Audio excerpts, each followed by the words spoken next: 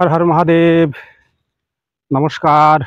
দেখো, আজকে আবার চলে এসেছি বাড়ির থেকে কম করে 1-1.5 হাজার 1-1.5 হাজার পা কদম হাঁটিয়া দক্ষিণে ওই যে সামনে কাঙ্গালি নরকের স্থানের দ্বারে দ্বারে, বুঝলে দাদা ভাইয়া।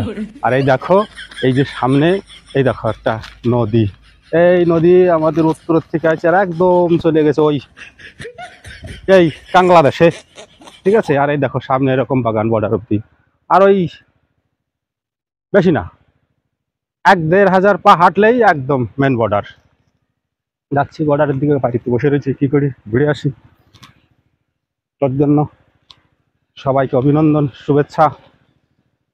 আর দেখো এদিকে খালি কিছু না, এই 2-4টা ভাত আর সব ঝোল। এই যে মেশিন চলতেছে, একটা কলা বাগানে জল দিচ্ছে, মানে ওই যে কলা না বেশি নাই, 2-4টে ভাত আর সব পান্তা ভাতের ঝোল।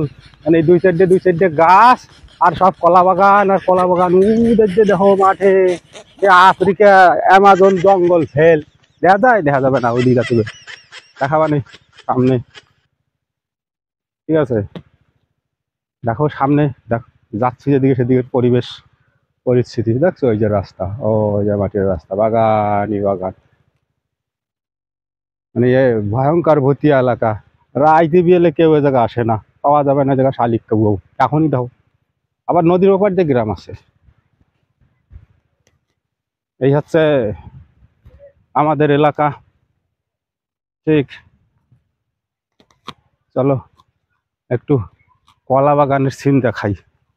হ্যাঁ আসো, এই ধারে দেখে নে, এই যে কি দেখছো, দেখো কি ভরা ভরা জঙ্গল, তার মধ্যে কিছু নেই, কিছু নাই। ওই যার জঙ্গল সে হয়তো বছরে 1-8বার আসে, মানুষের বুঝতে বানানি, আর সব বছর বেড়েই পড়ে থাকে।